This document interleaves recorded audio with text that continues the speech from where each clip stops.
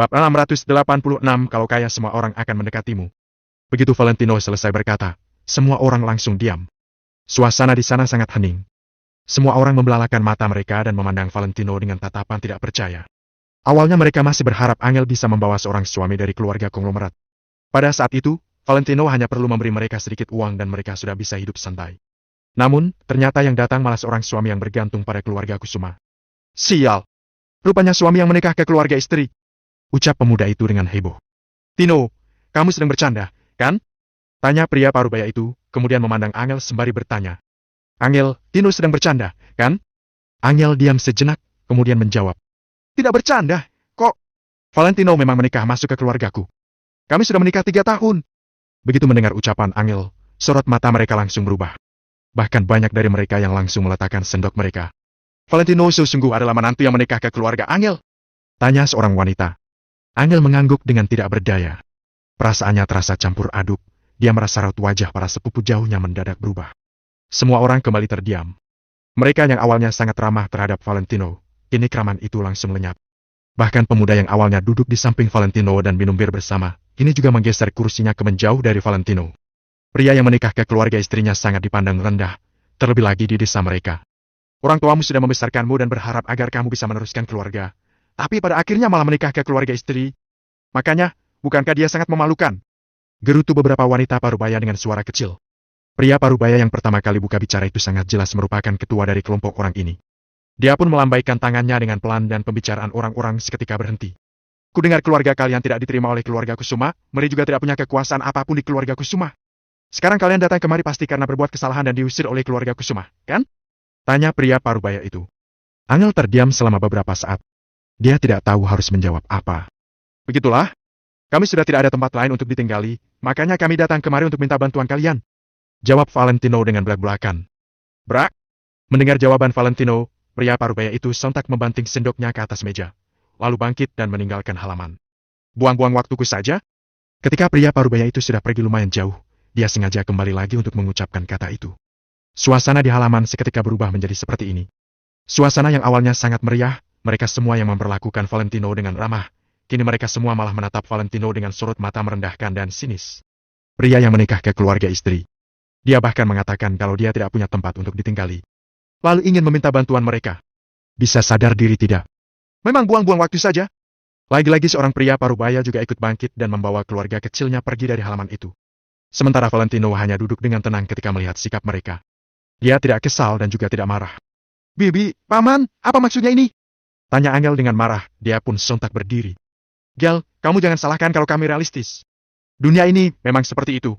Kalau kamu tak punya uang, tidak ada keuntungan yang bisa didapatkan orang lain, siapa yang akan peduli padamu? Tanya seorang wanita parubaya sembari tersenyum dingin. Jadi apakah antara keluarga juga harus saling memanfaatkan? Tanya Angel sambil mengernyit. Wanita parubaya itu langsung menjawab. Kalau tidak, untuk apa kami seramah itu pada kalian? Benar. Awalnya aku kira kamu menikahi seorang suami kaya raya, lalu kami juga bisa ikut sukses. Ternyata suamimu menikah ke keluargamu? Hah? Kita jadi menyia-nyiakan 2 ekor ayam kita. Masih ada sekilo daging yang kubawa. Mereka semua terus berbicara dan memperlihatkan watak asli mereka. Meski Valentino ada di sana, mereka juga tidak menutup-nutupi tawan sinis dan pandangan meremehkan mereka. Lagi pula Valentino hanyalah seorang pria yang menikah ke dalam keluarga istrinya, memangnya dia sehebat apa? Kalau mereka menjelek-jelekannya di hadapannya, memangnya apa yang bisa dia lakukan? Kurasa kalian sudah tidak bisa bertahan, makanya baru datang kemari, kan? Sudahlah, karena kita masih termasuk satu keluarga, kami tidak akan meminta kalian untuk membayar makanannya. Pergilah. Iya, kalian jangan datang kemari lagi kelak. Kami tidak sanggup melayani pria sepertimu. Begitu mendengar penghinaan yang dilontarkan sepupu jauhnya, Angel langsung mengepalkan tangannya dengan erat. Hatinya terasa sangat pedih. Ternyata keramahan yang ditunjukkan mereka sebelumnya hanyalah sebuah sandiwara. Mereka hanya ingin mendapat keuntungan dari Angel saja. Valentino benar. Mereka tidak seharusnya datang ke tempat ini. Mereka datang ke sini hanya akan dihina. Nah, ini barang kalian. Seorang pemuda masuk ke dalam kamar dan mengeluarkan barang-barang Valentino dan Angel. Valentino bangkit perlahan, suasana hatinya tidak ada yang berubah. Dia sengaja mengatakan kejadian yang sebenarnya, sengaja mengatakan pernikahannya dengan Angel, semua itu hanya demi membuat orang-orang ini memperlihatkan watak asli mereka. Valentino sama sekali tidak menyalahkan mereka. Dunia ini memang seperti ini. Dia hanya merasa Angel terlalu baik. Terkadang, Valentino harus membiarkan Angel sadar dengan kenyataan ini. Ayo! Valentino menepuk punggung Angel, kemudian mengirimkan pesan kepada Jamal untuk menjemput mereka berdua. Jamal sama sekali tidak buang-buang waktu dan segera membalas pesan Valentino. Selanjutnya, Valentino mengangkat sebuah kotak besar sambil dipandang semua orang. Angel hanya menghela napas ringan, suasana hatinya terasa sangat kacau. Dia pun berjalan ke depan untuk mengangkat dua koper kecil. Kenapa resletingnya terbuka? Tiba-tiba, Angel melihat sebuah koper kecil yang cantik itu sepertinya sudah pernah dibuka seseorang. Namun, resletingnya hanya terbuka setengah, tidak terbuka sepenuhnya. Kalau terbuka memangnya kenapa? Bukankah itu hanya kumpulan koran lama? Aku saja tidak sudi untuk melihatnya. Cibir salah seorang wanita parubaya dengan sinis. Angel menggeleng, lalu mengangkat kotak mainan dan tangan satunya lagi hendak menutup resleting koper. Jangan berdiri di balkon. Pada saat ini, pemuda yang tadi langsung mengulurkan tangannya dan mendorong Angel. Raut wajah Valentino seketika berubah dingin, lalu hendak berjalan ke depan. Ah! Teriak Angel. Dia terjatuh dari lantai atas, tapi untungnya sempat ditarik Valentino. Namun, koper dan kotak yang diangkat Angel seketika jatuh. Brek! Kotak mainan itu langsung terbuka, mainan yang ada di dalam juga berserak keluar. Akan tetapi, pandangan semua orang tidak berada di mainan yang berserak itu, melainkan berada di koper yang satunya lagi. Kini, koper kecil itu langsung terbuka dan barang-barang di dalamnya juga berserak keluar. Koran-kotan yang menutupi isi koper seketika berhamburan di atas tanah. Ya ampun! Apa ini? Teriak wanita parubaya yang tadi. Di dalam koper kecil itu, ada serangkaian produk riasan wajah yang tampak mahal. Selain itu, di sana masih ada sebuah jam tangan pria merek Rolex yang berkilauan dan ada dua buah kartu debit. Kedua barang itu bukan apa-apanya. Di bagian paling dalam koper, ada puluhan ikat uang tunai. Puluhan ikat. Bukan puluhan lembar. Satu ikat senilai 20 juta, kini semua uang itu berserak begitu saja, tampaknya paling sedikit ada 30 ikat. Sepupu jauh Angel adalah orang desa, siapa yang pernah melihat uang sebanyak ini? Di tempat terpencil seperti ini, ada yang mempunyai uang sebanyak puluhan juta saja sudah terkenal. Apalagi uang ratusan juta yang sedang berserak di depan mereka. Tentu saja mereka sangat kaget hingga napas mereka memburu, mata mereka juga terbelalak lebar. Semua orang yang ada di sana seketika tertegun hingga tidak bisa berkata-kata. Bab 687 menantu matri lokal yang tidak biasa. Suasana lebih hening beberapa kali dibandingkan dengan sebelumnya. Jangankan para kerabat, bahkan Angel juga tercengang. Semua ini adalah barang milik Valentino. Jangankan satu kosmetik bermerek maupun kartu ATM, hanya dengan melihat uang tunai 600 juta dan jam tangan Rolex yang harganya tidak kurang dari 2 miliar ini, sudah cukup membuat orang tidak bisa berpaling. Tino, ini. Angel menunjuk ke uang di lantai dengan ekspresi terkejut. Dengan adanya begitu banyak uang tunai, mereka tidak perlu kesusahan demi bertahan hidup lagi. Valentino merenung sejenak, kemudian mengangguk. Ya, semua itu milik kita. Valentino paham bahwa ini adalah niat baik dari Riz. Hanya saja, Valentino tidak menyangka Riz akan menyelipkan begitu banyak uang tunai di dalam koper. Riz bisa sukses seperti sekarang ini, benar-benar tidak gampang. Selesai berbicara, Valentino membungkukkan badannya untuk memasukkan barang-barang itu ke dalam koper. Melihat Valentino memasukkan uang 600 juta ke dalam koper, para kerabat kembali bernapas dengan cepat, mereka ingin sekali membantu Valentino memungut uang. Bukankah Valentino itu cuma menantu yang tinggal di rumah keluarga istri? Bukankah dia dan Angel sangat dihina di keluarga Kusuma? Bagaimana dia bisa membawa begitu banyak uang di sampingnya dan punya jam tangan sebagus itu? Mereka mungkin tidak tahu mereknya, tapi hanya dilihat dari bentuknya, mereka juga tahu kalau jam tangan itu tidak murah. Wanita yang pernah diam-diam melihat koper itu tampak menyesal. Sebelumnya dia mengobrak-abrik barang mereka seperti pencuri. Begitu melihat koran, dia pikir isinya hanya buku, tetapi siapa sangka di bawah tumpukan buku itu ada begitu banyak uang. Valentino, semua ini milikmu. Seketika, tatapan semua kerabat terhadap Valentino kembali berubah. Iya, Valentino mengangguk. Angel segera mendekat dan membantu Valentino membereskan barang. Tadi kami cuma bercanda dengan kalian. Kalian tidak marah, kan? Ya, kami hanya bercanda. Menantu yang tinggal di rumah keluarga istri itu sangat wajar. Zaman sekarang sudah berbeda dengan pemikiran kolot zaman dulu. Asal punya uang, tidak ada yang berani meremehkannya walaupun dia tinggal di rumah keluarga istrinya. Tidak perlu membereskannya lagi. Tinggal di rumahku saja. Sikap para kerabat sontak berubah. Sebelumnya mereka bahkan ingin mengusir Valentino dan Angel, tetapi sekarang malah dengan ramahnya menyuruh mereka tinggal. Lebih baik kami tinggal di luar saja. Valentino menyimpan semua barang, hanya menyisakan uang 40 juta, baru dia berdiri dan menjawab. Angel, kalian jangan pergi, kita ini kerabat. Teriak seorang wanita. Namun, Angel menggelengkan kepala, dia sudah memahami sikap para kerabat ini. Angel baik hati, tetapi bukan berarti dia bodoh. Uang 40 juta ini anggap sebagai uang makan hari ini. Terima kasih atas pelayanan kalian. Valentino meletakkan uang 40 juta di atas meja, kemudian membawa koper pergi. Aduh, Valentino. Jangan terburu-buru pergi. Seorang wanita segera menghentikannya. Bibi, karena tempat kalian tidak muat, kami akan pergi. Ujar Angel dengan suara pelan. Semua orang saling bertatapan dengan ekspresi penuh penyesalan. Kalau dari awal mereka tahu akan seperti ini, mereka tidak mungkin berbicara seperti itu terhadap Valentino dan Angel. Namun, sekarang sudah terlambat. Biarkan mereka pergi. Hanya ratusan juta saja, apa hebatnya? Kalau rumah kita dijual, 600 juta tak seberapa. Ujar seorang pemuda sambil tertawa dingin. Gadis di sampingnya pun menyambung. Ya, sekaya apapun, dia tetaplah menantu yang bergantung pada keluarga istrinya. Memangnya dia bisa sehebat apa? Karena sudah terlanjur menyinggung Valentino, mereka tidak menjaga harga diri lagi. Valentino menggeleng, kemudian membawa Angel pergi. Menantu yang bergantung sama keluarga istri dan tidak punya kemampuan, tidak ada gunanya meski punya uang. Hanya ratusan juta saja. Orang hebat sesungguhnya akan menaruh uang di dalam bank. Bram?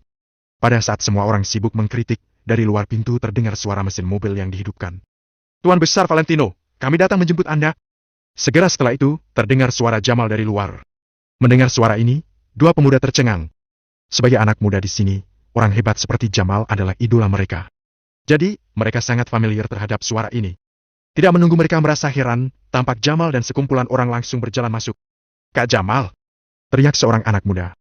Namun, Jamal sama sekali tidak melihatnya, melainkan langsung berjalan ke samping Valentino. Tuan Besar Valentino, kenapa Anda melakukan hal seperti ini? Biarkan saya saja. Selesai berbicara, Jamal segera mengambil koper dari tangan Valentino.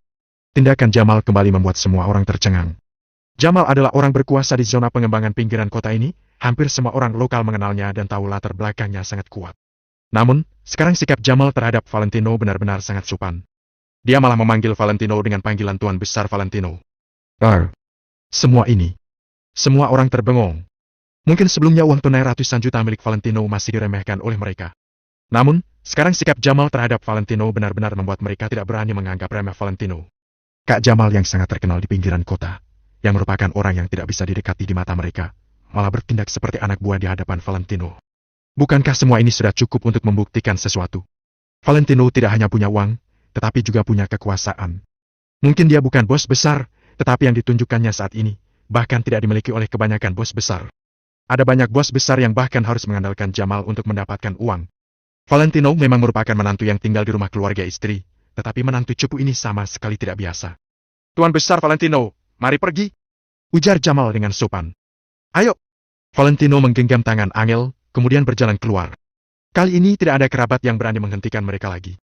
Meski mereka ingin menghentikannya, saat ini mereka juga merasa malu. Namun, mereka tetap mengikuti Valentino berjalan ke halaman secara spontan.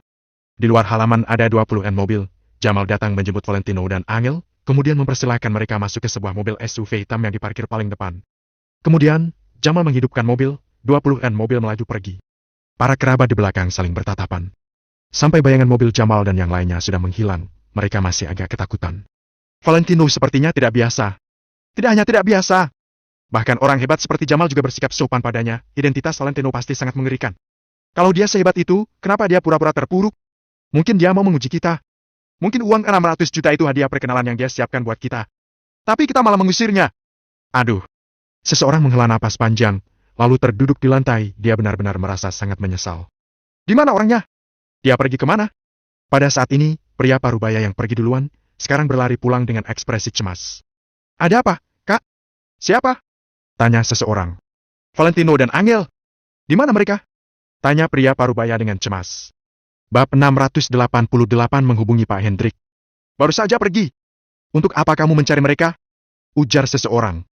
Tadi aku mendengar tetangga bilang sebelumnya mereka melihat Jamal mengantarkan 2 orang ke desa kita.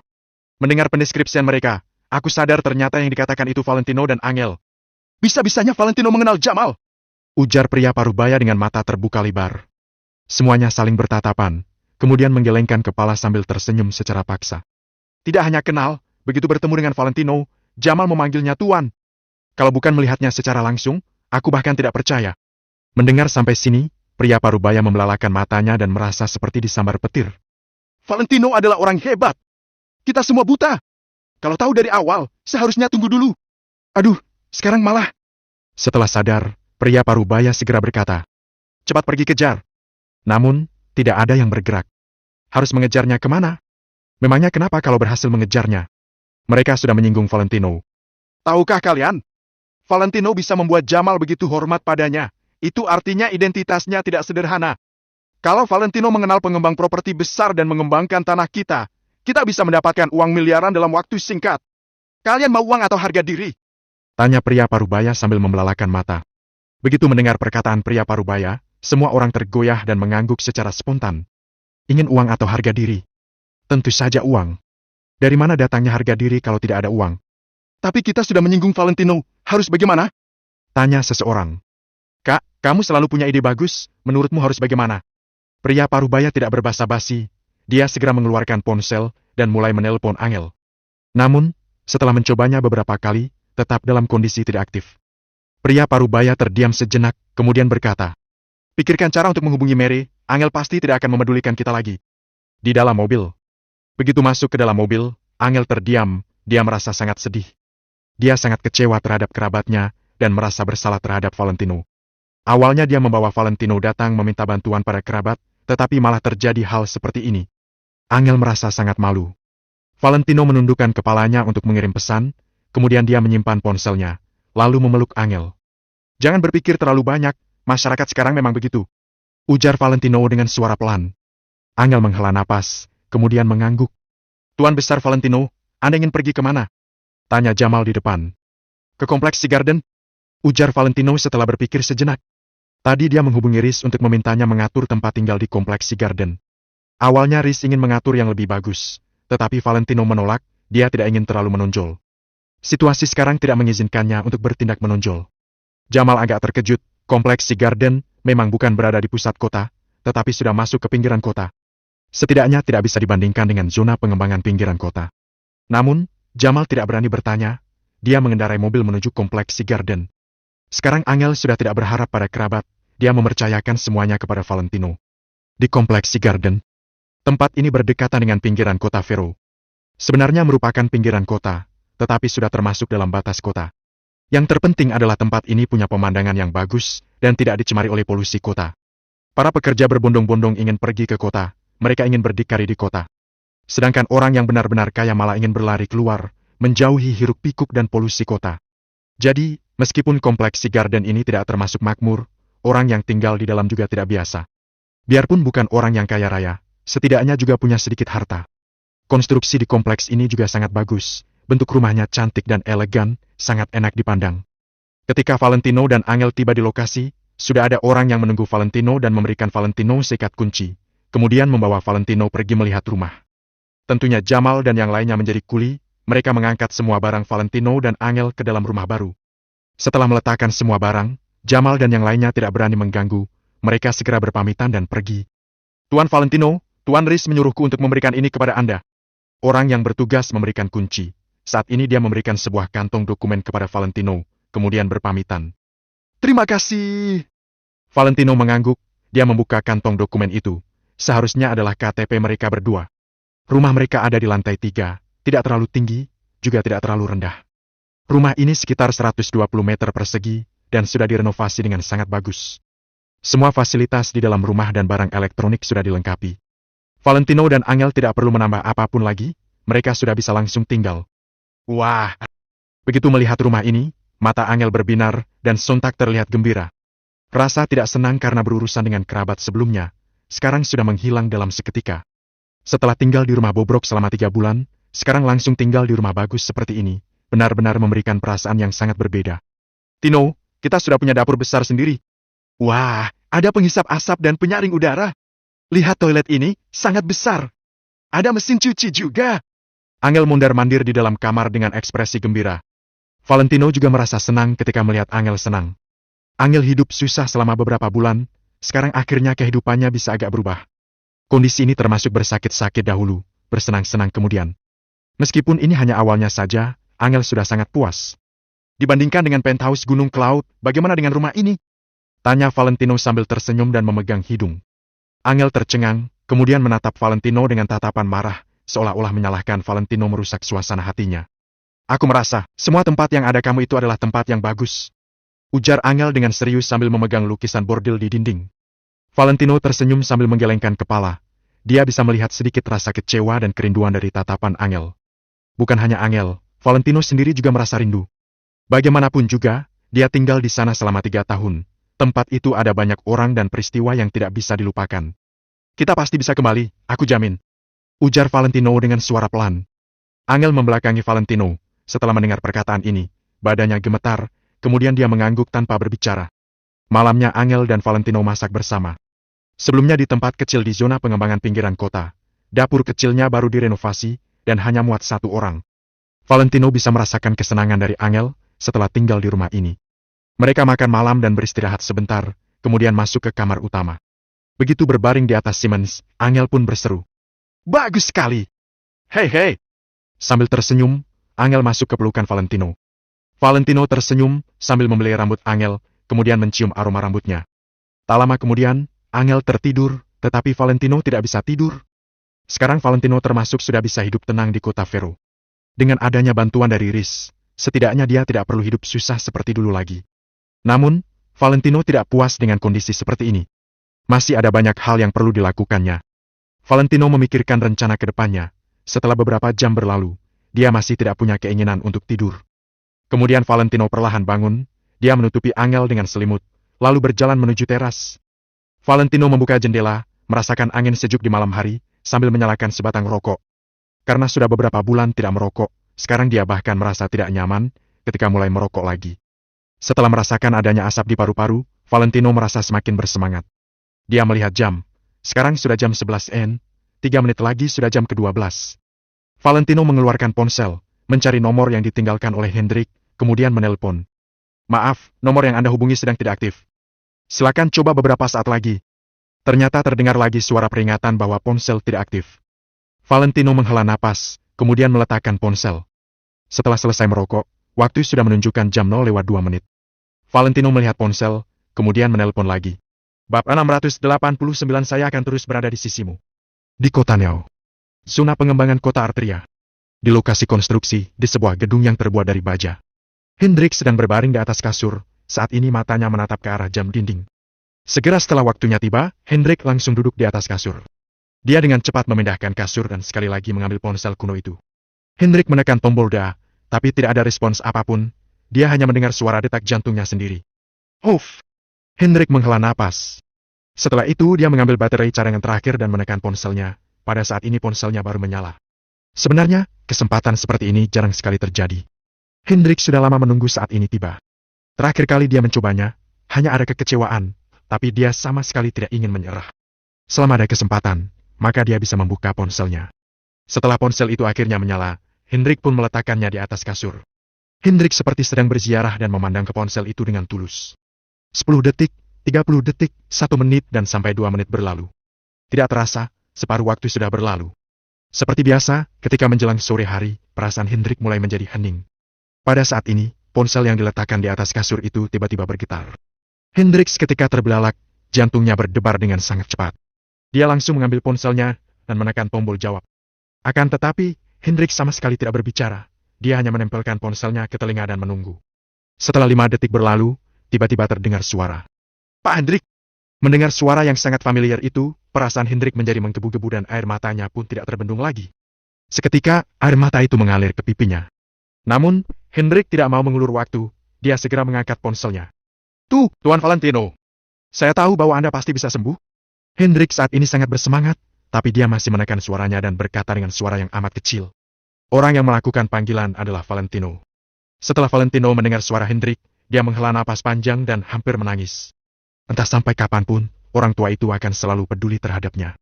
Pada saat ini, kecemasan yang Valentino rasakan sebelumnya akhirnya hilang, karena tidak terjadi apa-apa pada Hendrik. Pak Hendrik, bagaimana keadaan Anda sekarang? Tanya Valentino sambil menggosok-gosok hidungnya. Tuan muda Valentino, baguslah kalau Anda tidak apa-apa. Waktu saya sangat terbatas. Sekarang Anda harus mendengarkan ucapan saya baik-baik, Anda juga harus mengingatnya. Hendrik menekan suaranya dengan sangat rendah. Selalu ada orang yang berjaga-jaga di sekitar tempat Hendrik tinggal, jadi dia harus menekan suaranya. Valentino langsung buru-buru menutup jendela, kemudian mendengarkan perkataan Hendrik dengan sangat serius. Oke, katakanlah. Jawab Valentino.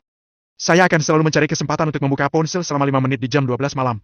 Karena pada pagi hari, di sekitar sini akan dilakukan pemantauan sinyal yang membuat sinyal apapun terdeteksi. Selama 5 menit ini, prajurit keluarga Wijaya diam-diam menggunakan alat pengacau sinyal. Anda tidak perlu memedulikan kondisi saya, juga tidak perlu bertanya terlalu banyak. Asosiasi Valentino Empire belum bubar, mereka masih ada dan bahkan sudah menyebar ke berbagai daerah. Bisa jadi di daerah Anda tinggal ada jejak mereka, hanya saja kalian masih belum bertemu. Anda sama sekali tidak boleh menghubungi siapapun yang ada di kota Neo, untuk sekarang jangan kembali dulu. Pihak keluarga sudah menganggap Anda meninggal, jadi mereka juga sudah menurunkan kewaspadaan mereka. Ini adalah kesempatan Anda, tapi tetap pastikan jangan terlalu menonjol. Asosiasi Valentino Empire, Kasman, William dan semua prajurit keluarga Wijaya bergegas keluar dan mengabdikan diri untuk pengembangan. Beri saya sedikit waktu, saya pasti akan membawa Anda kembali. Hendrik berbicara dengan suara yang sangat kecil dan cepat. Selama Hendrik berbicara, Valentino hanya terdiam dan mendengarkan sambil mengernyit. Pak Hendrik, apa yang mereka lakukan pada Anda? Setelah Hendrik selesai berbicara, Valentino bertanya sambil memegang ponselnya dengan tangan kirinya. Sedangkan tangan kanannya terkepal erat, ada kemarahan di dalam hatinya. Di mata Nick dan yang lainnya, Valentino sudah tiada. Akan tetapi, mereka masih saja tidak mau melepaskan Hendrik. Tuan Muda Valentino, Anda tidak perlu memedulikan saya. Selama saya masih ada, saya akan terus melindungi Anda. Anda harus ingat perkataan saya. Ini adalah baterai cadangan terakhir yang saya miliki karena saya tidak menemukan tempat pengisi daya. Saya mungkin akan mencari waktu untuk menyalakan ponsel, tapi mungkin juga tidak. Tapi Anda tidak perlu khawatir, itu hanya karena saya ada urusan yang lain. Intinya tunggu, Tuan Muda Valentino harus menunggu. Ingat, tunggu saya menelpon lebih dulu. Sudah waktunya, saya tutup teleponnya dulu. Tuan Muda Valentino, saya akan terus berada di sisi Anda. Setelah itu Hendrik langsung menutup panggilannya. Sedangkan Valentino, ketika dia mendengar nada sibuk dari ponselnya, dia sama sekali tidak merasa tenang. Valentino benar-benar kecewa dengan keluarga Wijaya, Nick, Timothy dan yang lainnya.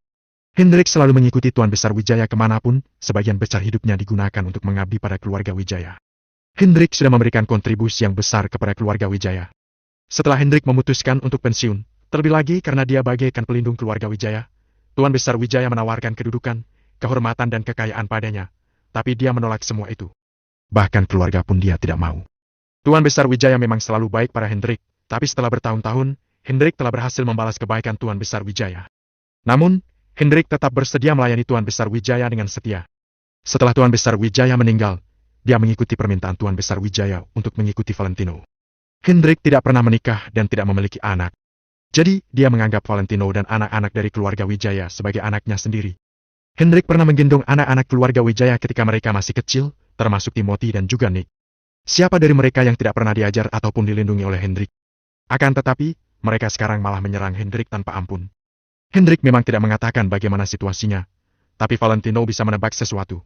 Orang tua ini mempertaruhkan nyawanya sendiri demi keluarga Wijaya. Namun pada akhirnya, Hendrik malah mendapatkan hasil seperti ini. Bagaimana mungkin dia tidak kecewa? Valentino saat ini merasa terkejut, marah dan juga benci. Kedua matanya menjadi merah.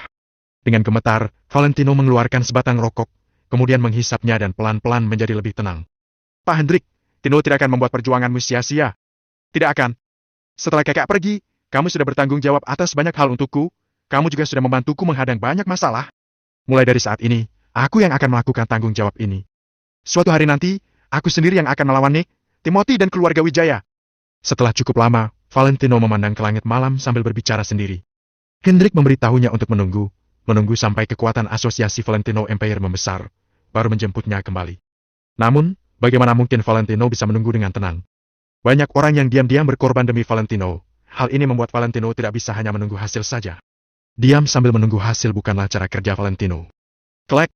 Valentino menyalakan lampu, mengambil kertas dan pen, lalu mulai menulis sesuatu. Segera, setiap informasi penting yang Pak Hendrik katakan barusan, ditulis kembali oleh Valentino di atas kertas. Bab 690, aku tidak berani bertaruh. Asosiasi Valentino Empire masih ada, tapi mereka sudah mengembangkan kekuatannya sendiri. Keluarga Wijaya sudah menetapkan kalau Tommy sudah mati, jadi mereka sudah melonggarkan penyelidikan. Namun, hanya melonggarkannya sedikit, bukan menyerah sepenuhnya. Tentu saja Valentino tahu cara Timothy menangani suatu hal. Prajurit keluarga Wijaya milik Kasman pasti sudah memutuskan hubungan mereka dengan keluarga Wijaya demi Valentino. Orang-orang ini diam-diam mencari Valentino sambil mengembangkan kekuatan mereka. Baik meningkat banyak atau tidak, selama bisa lebih kuat sedikit, maka mereka bisa meningkatkan peluang Valentino untuk menang. Bisa dibayangkan kalau Pak Hendrik kali ini benar-benar sudah melakukan aksi yang besar dan cerdik.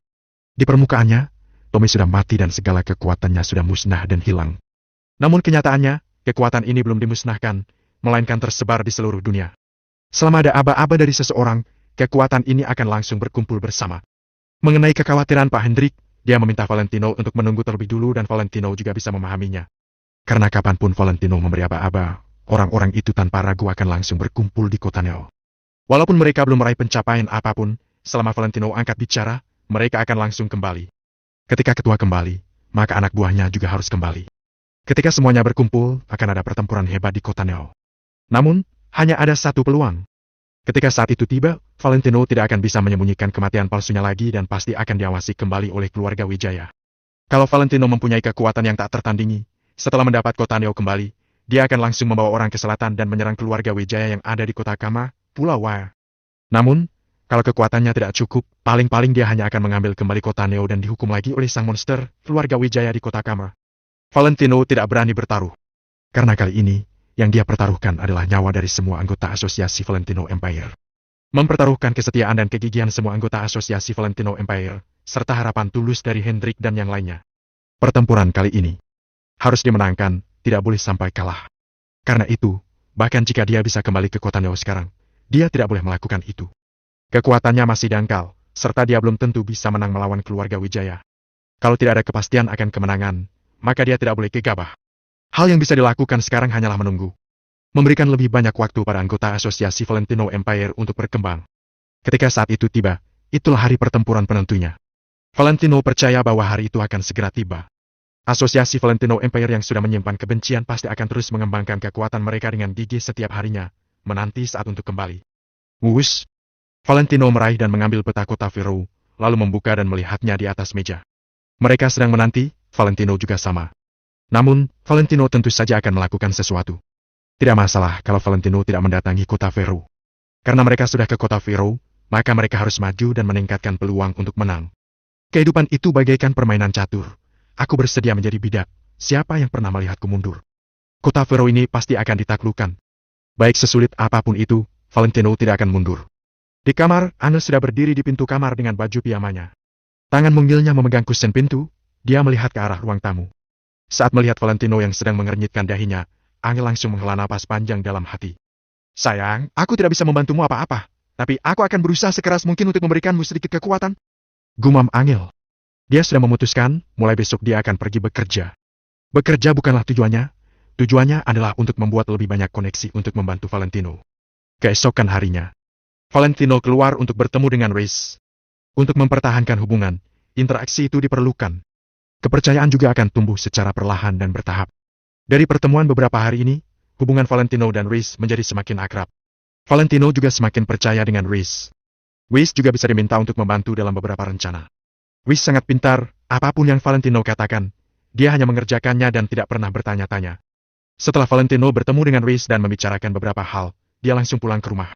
Angel mengenakan baju rumah santai. Walaupun pakaiannya longgar, tapi bentuk tubuhnya yang luar biasa itu tidak dapat disembunyikan. Saat ini, dia sedang duduk di atas sofa, salah satu tangannya memegang ponsel dan tangan lainnya sedang menulis di kertas. Setelah menghampirinya, ternyata Angel sedang mencari pekerjaan. Di buku itu ada beberapa nomor telepon untuk lowongan pekerjaan. Angel, kita masih ada 600 juta, kamu tidak perlu bekerja. Ujar Valentino dengan lembut sambil mengusap hidung Angel. Tidak. Apa kamu mau aku menjadi ibu rumah tangga? Jawab Angel tanpa menoleh sedikit pun, pandangannya terfokus pada informasi lowongan pekerjaan di perusahaan-perusahaan besar. Valentino terdiam sejenak, lalu berkata dengan serius. Selama 3 bulan sebelumnya, kamu yang menghidupi aku. Mulai hari ini, biar aku yang menghidupimu. Setelah mendengar perkataan Valentino, Angel menoleh secara perlahan, matanya yang cantik terlihat menyentuh orang. Setelah cukup lama, Angel juga menjawab dengan serius. Ini rumah kita berdua, kenapa kamu harus membayarnya sendiri? Nada bicara Angel sangat tegas, tidak ada keraguan sama sekali. Baiklah. Valentino setuju dan berkata. Kalau begitu, aku akan menelpon temanku, kamu bekerja di tempat dia saja. Dengan itu, aku bisa lebih tenang. Tidak mau.